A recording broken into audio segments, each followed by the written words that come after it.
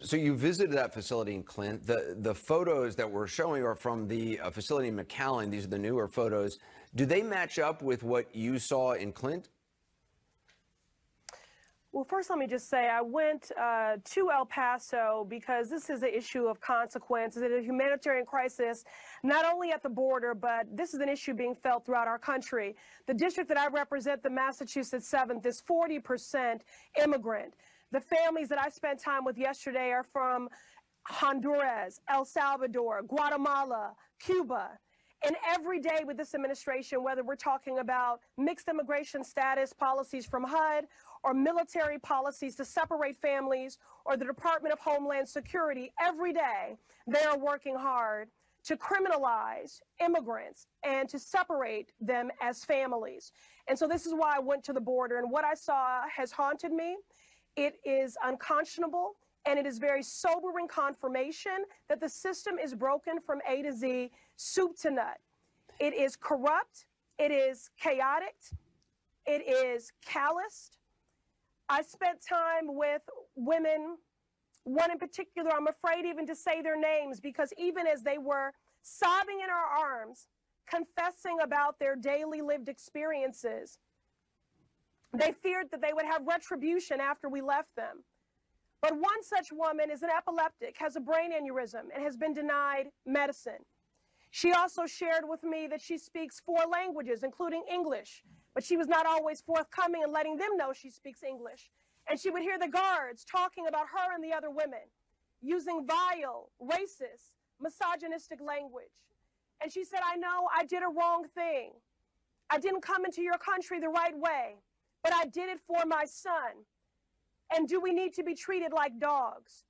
I was with women who have not showered in 15 days, and I asked the doctor at that CBP facility, did he think this was a public health violation, a human rights violation?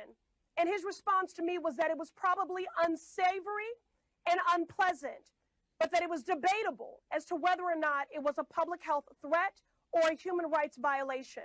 And that is what we're dealing with, negotiating the most basic decency and humanity. Why is someone going for 15 days without a shower? We've heard reports of no access to soap in some places or toothbrushes at Customs and Border Protection facilities. Are they simply just not designed to deal with the numbers of people they're seeing, with the numbers? Well, again, this speaks to how broken the system is. These facilities to detain asylum seekers were designed to hold people for 72 hours. And you have people who have been there for 60 days in sweltering heat, sleeping on concrete floors. And, you know, cynics and critics have said to me, well, why do they come here? These parents are doing what any parent would do for their child. The stakes are high, and they are taking great risk to ensure a safe, better life for their children.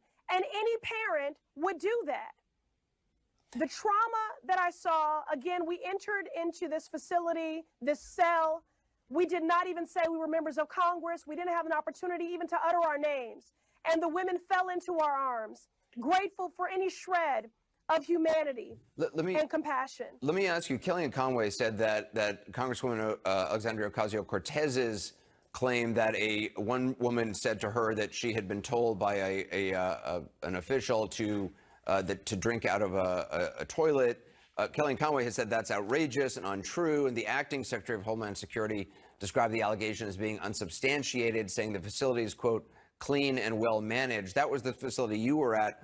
I'm wondering how you respond to that. Was it clean and well managed? Did you hear this person say what Congresswoman Alexandria Ocasio-Cortez says she heard?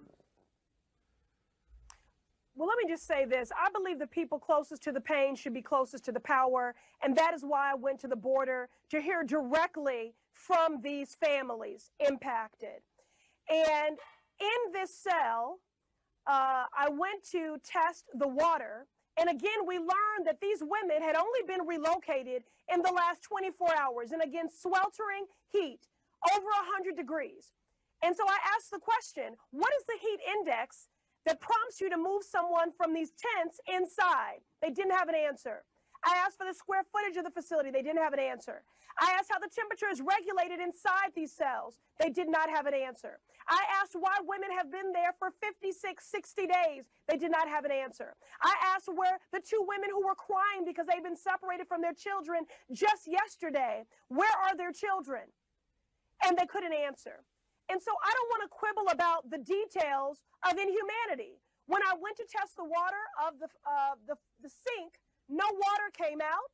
I challenged the CBP staff there and said, if these women want water, what are they to do? This is unsanitary. It is a public health issue, and it is inhumane. These women have been here for 15 days without a shower, and now you've taken them out of tents, probably because you knew we were coming. And this is exactly why I went. I serve on the Oversight and Reform Committee. CBP is the largest law enforcement agency, and they have no transparency and no accountability. And I think this system is broken because people running the system are blind and because lawmakers are blind. And so we went to get these stories to bring back in the hopes of getting us on a pathway to a system that works, that is humane, that is compassionate, and that keeps families together. Congresswoman Pressley, I appreciate your time, and obviously we'll continue to follow it as we have been. Thank you so much. I hope so. Thank you.